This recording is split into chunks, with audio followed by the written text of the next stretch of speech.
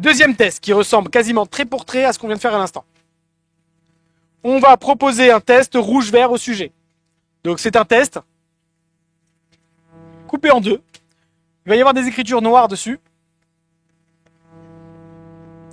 Et d'un côté, il va y avoir des écritures noires sur fond rouge.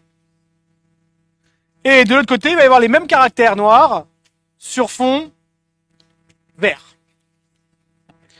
Le sujet, attention, parce qu'il y a plein de gens qui sont un peu, qui réfléchissent pas, ils disent bah c'est rouge-vert, on met des filtres rouge et vert. Pas du tout. Suivez bien. Le sujet, on lui propose ce test-là en vision de près, à la distance Harmon. Il porte uniquement, comme tout à l'heure, ses visions de loin. Je lui propose, avec les deux yeux ouverts, ce test-là. Il porte ses visions de loin, je lui mets un test en vision de près. Et, comme tous les tests rouge-vert qu'on a déjà vus, on en a déjà vu un, je crois, mais il était polarisé, je ne sais pas si vous vous souvenez. Il y avait une phrase qu'on devait apprendre par cœur quand on fait un test rouge-vert. Les tests rouge-vert sont basés sur quoi? Les aberrations chromatiques longitudinales de l'œil. Ça veut dire quoi ça? Que les longueurs d'onde ne vont pas se comporter de la même manière quand elles vont traverser l'œil. Donc, je pars du principe, suivez bien, que le sujet regarde un test en vision de près, avec son équipement vision de loin. Il va mettre en jeu son accommodation confortable. C'est ce qu'on va mettre en jeu en règle générale quand on voit ces tests-là sur une certaine longueur. Et donc, comme il est presbyte, qu'est-ce qui va se passer? L'image, elle va rester où? En arrière. Mais les longueurs d'onde ne se comportant pas de la même manière, entre le rouge et le vert, M' vert va être où? Ici. Et M' rouge va être où? Ici. Au niveau des rayons, qu'est-ce qui va se passer? Bah, le sujet va avoir, en fonction des couleurs et donc des longueurs d'onde, des rayons qui vont se comporter différemment.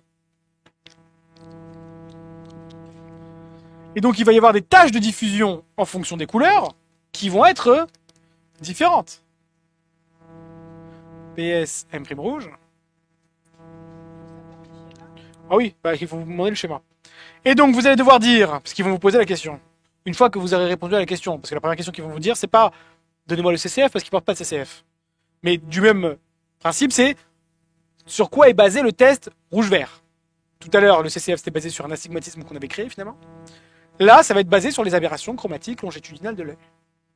Et la question qu'ils vont vous poser, comme pour tout à l'heure quand on avait posé la question est-ce qu'il va préférer les horizontales ou les verticales, la question ça va être les lettres, il va les préférer quand elles vont être plus nettes, plus noires, plus contrastées sur fond rouge ou sur fond vert. Alors la question qu'on va se poser c'est, on voit ici que diamètre de Z' vert est plus petit, Z' c'est tâche de diffusion, que diamètre de Z' rouge. Donc, non, il va préférer le vert, parce que la tâche va être moins empâtée, et si vous regardez bien dans le poly, ça veut dire quoi? Regardez en gros, si je fais une grande lettre E, pour que vous puissiez bien comprendre l'histoire, je fais une grande lettre E.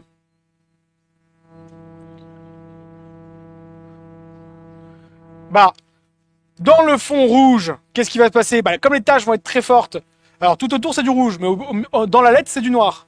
Mais le rouge, la tache va déborder sur la lettre noire, qui va être quasiment absorbée, quoi. Donc on va plus trop bien la voir.